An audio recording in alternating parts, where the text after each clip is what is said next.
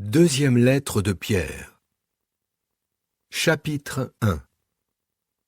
De la part de Simon-Pierre, esclave et apôtre de Jésus-Christ, à ceux qui ont acquis une foi aussi précieuse que la nôtre, grâce à la justice de notre Dieu et du Sauveur Jésus-Christ, que faveur imméritée et paix vous soient accordées en abondance par une connaissance exacte de Dieu et de Jésus notre Seigneur, car sa divine puissance nous a accordé toutes les choses qui contribuent à la vie et à l'attachement à Dieu grâce à la connaissance exacte de celui qui nous a appelés par sa gloire et sa vertu.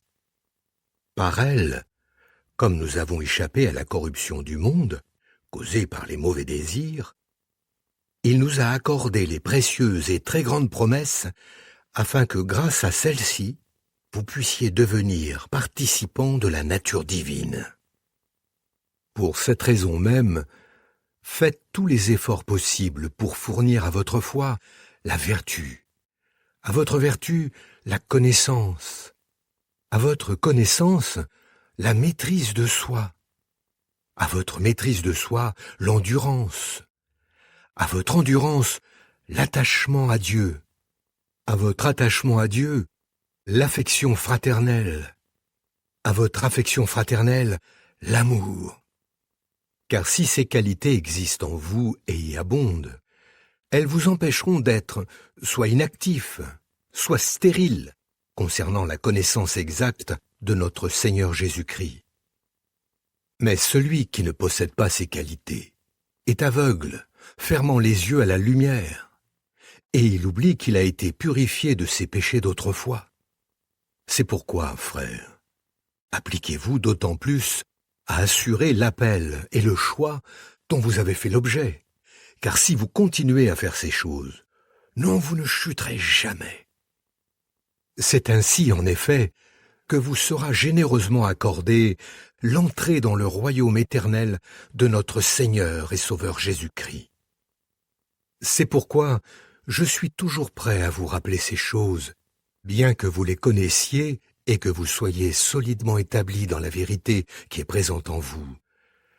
Mais j'estime juste, aussi longtemps que je suis dans ce tabernacle, de vous stimuler par des rappels, sachant que mon tabernacle va bientôt m'être enlevé, comme notre Seigneur Jésus-Christ me l'a fait savoir. Je ferai toujours mon possible pour qu'après mon départ, vous puissiez vous souvenir de ces choses. Non, ce n'est pas en nous fondant sur des fables habilement inventées que nous vous avons fait connaître la puissance et la présence de notre Seigneur Jésus-Christ, mais c'est parce que nous avons vu sa splendeur de nos propres yeux, car il a reçu de Dieu le Père honneur et gloire, lorsque les paroles que voici ont été portées jusqu'à lui par la gloire magnifique. Voici mon Fils, mon bien-aimé, qui a mon approbation. Oui, ces paroles, nous les avons entendues qui venaient du ciel quand nous étions avec lui dans la montagne sainte. Ainsi, la parole prophétique est devenue pour nous plus certaine, et vous faites bien d'y prêter attention comme à une lampe qui brille dans un lieu obscur jusqu'à ce que le jour commence à paraître et qu'une étoile du matin se lève dans vos cœurs. Car avant tout, vous savez qu'aucune prophétie de l'Écriture ne provient d'une interprétation personnelle.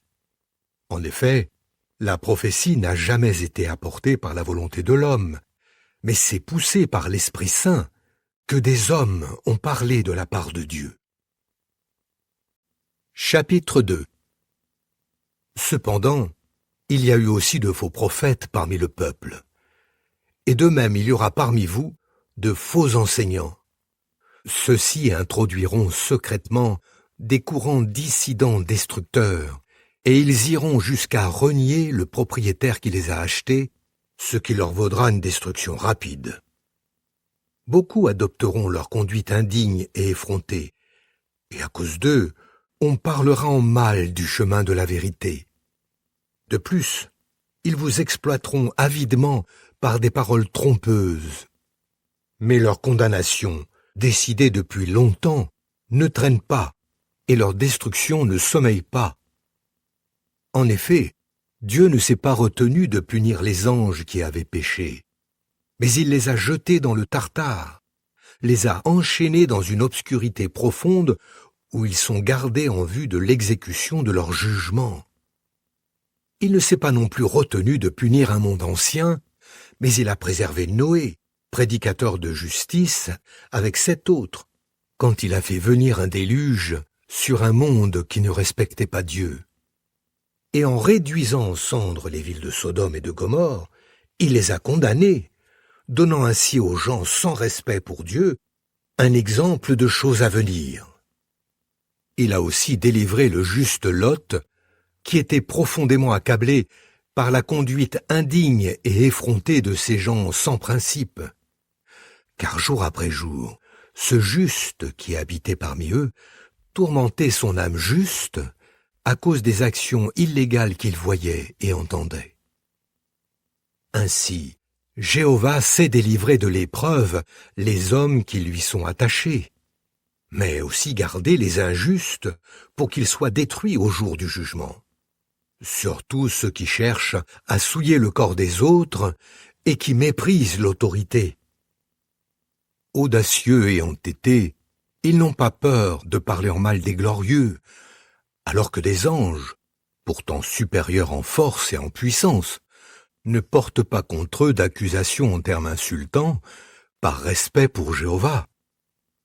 Mais comme des animaux dépourvus de raison, qui agissent par instinct et qui sont nés pour être capturés et détruits, ces hommes parlent en mal de choses qu'ils ignorent, et ils seront détruits à cause de leur comportement destructeur. Ils subiront le mal comme salaire du mal qu'ils ont causé. Ils se plaisent à mener une vie de plaisir même pendant la journée.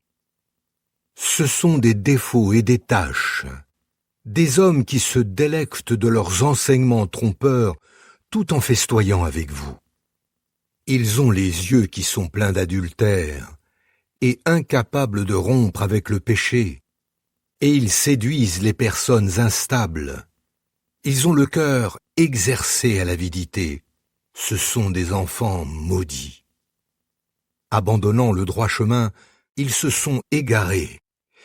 Ils ont suivi le chemin de Balaam, fils de Béor, qui a aimé le salaire qu'on lui offrait pour faire le mal, mais qui a été réprimandé pour sa transgression. Une bête de somme sans voix s'est mise à parler avec une voix humaine et à empêcher l'action insensée du prophète. Ces individus-là sont des sources sans eau et des brumes poussées par une violente tempête. Les ténèbres les plus profondes leur sont réservées. Ils font de grands discours qui sont vides de sens. En jouant sur les désirs de la chair et en se livrant à une conduite indigne et effrontée, ils séduisent les gens qui viennent à peine d'échapper à ceux qui vivent dans l'erreur. Ils leur promettent la liberté, alors qu'eux-mêmes sont esclaves de la corruption, car celui qui est vaincu par quelqu'un est son esclave. En effet, si après avoir échappé aux impuretés du monde, grâce à une connaissance exacte du Seigneur et Sauveur Jésus-Christ, ils se laissent entraîner de nouveau dans ces choses et sont vaincus, leur situation finale devient pire pour eux que la première. Il aurait mieux valu pour eux ne pas avoir eu la connaissance exacte du chemin de la justice que de l'avoir connu et de se détourner ensuite du saint commandement qu'ils avaient reçu. Il leur est arrivé ce que dit ce proverbe véridique: le chien est retourné à son vomissement, et la truie qui a été lavée est retournée se vautrer dans la boue.